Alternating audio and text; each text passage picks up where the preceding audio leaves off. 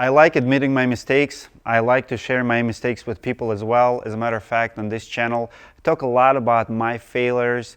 I've made a couple of weeks ago the whole video about mistakes I've made in business. But in today's video, guys, I want to talk about 6 dumbest mistakes that I see close-minded contractors do. I don't do those mistakes. I want to talk about them. I want to call them out. I know this video is going to be very controversial. If you don't agree with me or any of my points, I have a thick Russian skin. You can comment below. You're not going to offend me. I mean, try not to be too rude, I guess. If you don't agree, if you do agree and you like this type of content, give me one of those. I found it's very effective to learn from somebody else's mistakes. When you talk about mistakes in business, it gets our wheels churning. We start thinking about it. Are we doing them or we're not doing them? So here's my list of 6 dumbest mistakes that close-minded contractors do. So mistake number 1 is treating your subcontractors like crap. I see it all the time. A lot of subs have been coming to me over the years, and I see it almost in all markets where big, important paper contractor, I call them paper contractors, who actually sometimes don't even own the office. They go sell a job and they find a sub and they just shift paper from here to here for the work orders, but they treat those subs like crap, don't pay them on time. A lot of contractors, for some reason, if it's you, be very careful, because a lot of contractors think about subs as something that never ends. There's always new sub there, and I actually have heard many times there's always subs there. Subs are always looking for jobs. Well, without subs, you're not going to be in business. So you have to treat them really well. I don't like the idea even to punish subs for mistakes. I've seen a lot of contractors not paying the entire bill for entire job because, oh, they didn't clean well. Or I see contractors punishing their subs for throwing materials in the dumpsters. Like, oh, they wasted 2 bundles. Now we're not going to pay them $1,000. Really? The whole job for them is $2,000, and you punishing them $1,000 per job because they threw 2 bundles. And I know you have reasons for that. Nobody likes stealing, nobody likes waste and all of that stuff. There's a reason behind that thinking, but stop treating your subs like crap. Stop punishing them with unreasonable amounts for performance. If they didn't clean the job, it's fine, $150. And as a matter of fact, what I like to do in my business, I don't like to punish subs, I like to reward them. So we have incentive program where for each job that they do, actually for 5 jobs, we give them $150 bonus. So if they don't have complaints on 5 jobs, on top of their price list, on top of their invoices, we just give them a little bonus. It works way better than trying to punish them for jobs they didn't clean. So I want you to think a little bit bigger. Subs are, you're a commodity business, but word of mouth also goes not only about you and to your customers, but also about you to your subs. And at some point, if you treat your subs like a crap, nobody in town will want to work for you. But if you're good to your subs, you're going to have line. When you have demand, when people want to work for you, you have great leverage, and it's going to be great for your business. Dumb decision number 2 that I see a lot of roofing business owners make is installing subpar products. As a matter of fact, we just did FA review last week, and I see a lot of comments from close-minded roofers who are saying, why would you install something like that? You're going to be out of business. And I heard that over and over again. People saying, why to install class 4 shingles? Why to install rubber shingles? Why to install metal? We want to be in business. We want to install this asphalt, cheap asphalt shingles from Home Depot that we know going to get trashed even with the small hail events, and then we're going to be replacing the roof again. Well, for me, it's very close-minded thinking. So the way I think is like this. So you think, if that's you think that, okay, you're going to install, let's say 3 roofs on one street after hail damage, maybe 5, 6, it doesn't matter, right? And you think just because you install low quality shingles, if they have another hail event within the next 2-3 years, you're going to be the one replacing them. Guess what? If that would be my house, I don't think so.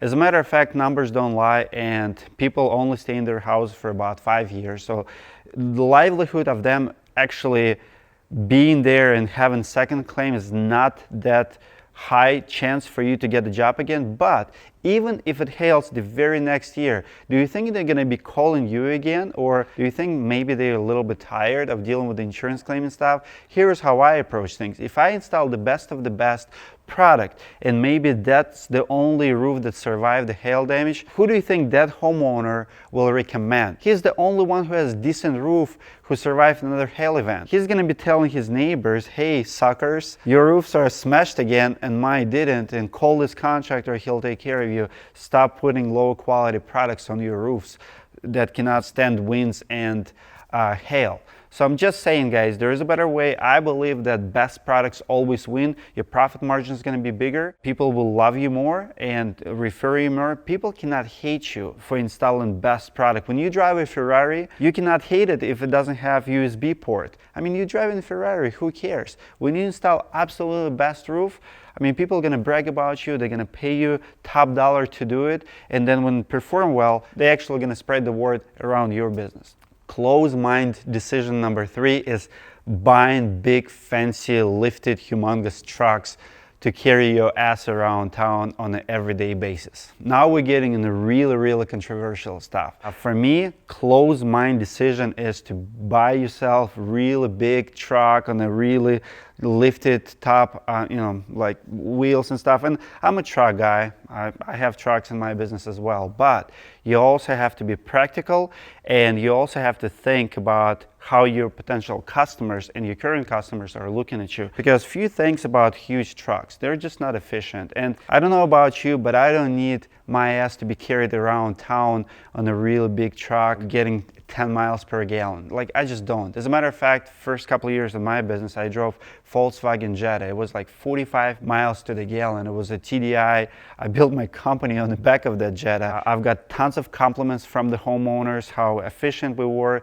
When you do little things like that, you change perception, how people look at you as a business owner and as a business in general. Maybe that's the perception you want them to have. So people who drive big trucks, people look at them as big contractors. Contractors are like a big boss. If that's who you want to be, it's fine.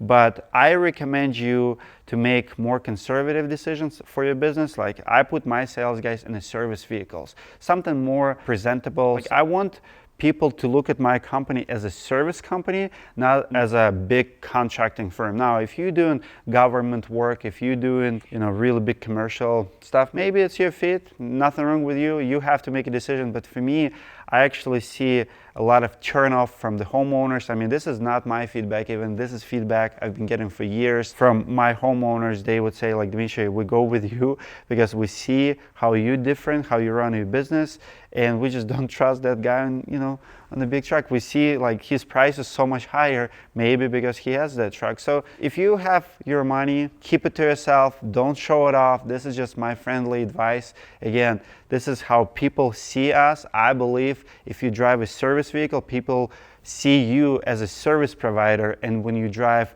big lifted truck, they see you as a paper contractor who's not doing anything, think too much of himself, and this is not perception I want to make on my customers. Small-minded decision number 4 is not doing repairs. I see a lot of business owners who just not do repairs. They claim that they cannot make money, they cannot find people doing them. I mean, for me, this is just dumb. This is closed-minded. If you're serious about your business, if you're serious about growing and scaling, you have to be in the service business, because most calls you're gonna get are gonna be service calls. People don't just go to dealership to buy cars every month, but they do go every 3 months for an oil change. Guess what? You go for oil change, you go for service. This is where a lot of transactions actually happening. And dealers in the auto industry who offer service sell way more cars than dealers that don't. Why? We don't wake up in the morning thinking about, okay, I need a new car.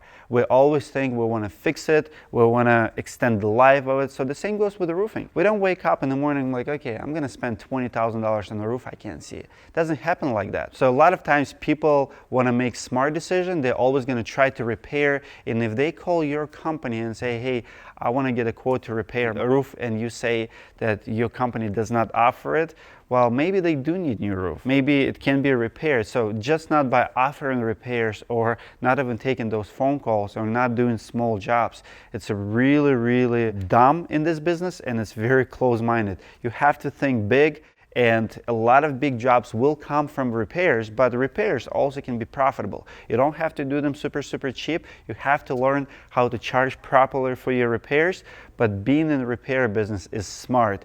Not offering repairs are dumb. Small mind thinking number 5, I hear that a lot, is simply relying on word of mouth. I hear contractors tell me all the time, Dmitry, I don't need to advertise, I don't need to put content out there, I don't need marketers, I don't need good website, I'm good. People in my town know about me, and it's all about word of mouth. I get my business from word of mouth, and then when you ask them about real numbers, it's never past like 1 million. So relying on word of mouth is good, but if you want to think big, think about what word of mouth is today. Word of mouth today is not what it used to be 20 years ago. 20 years ago, you could get away with it. But if you're relying on that word of mouth today, you're missing out a lot, because today's word of mouth is actually online. It's on your Facebook, it's in reviews, it's on the platforms, it's on different apps. And if you're not there, when people actually do exchange information and you still relying here, you're in the dinosaur age. You're about to get extinct. You're about to lose everything, because people do spread the word about contractors they hire. They do share information and recommendations via word of mouth, but word of mouth is online. And if you're not there, you're thinking way too small, and I feel bad for you. And the last on my list, number 6, small mind thinking, is relying on paperwork. I joke in my company a lot that we're a paperless company. Unfortunately, we're not. We still have a lot of paperwork, mainly because we do a lot of insurance work. So you have to talk to insurance and you have to print claims. I mean, technically you could do it paperless, but my team, a little bit old school. But here's the thing. I can run my company from anywhere in the world. I can go to Australia tomorrow. I don't have to bother anybody. I can look at the CRM, a status of the job. You have to be digital, you have to be online, and you have to be able to work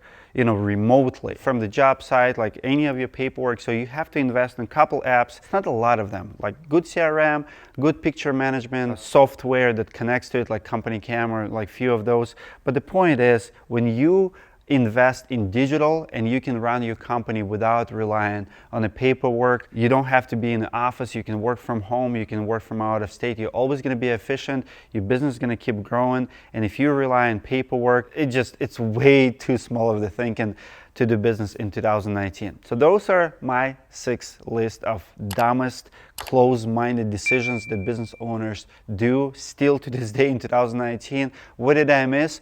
Let me know in comments below if you don't agree with some of them. I know a lot of you probably did not agree with the truck one. Comment below when I hear from you. If you've done those mistakes, maybe you agree with me, also give me one of those. Comment, I want to hear, I want to start the conversation, and I'll see you guys in the next video.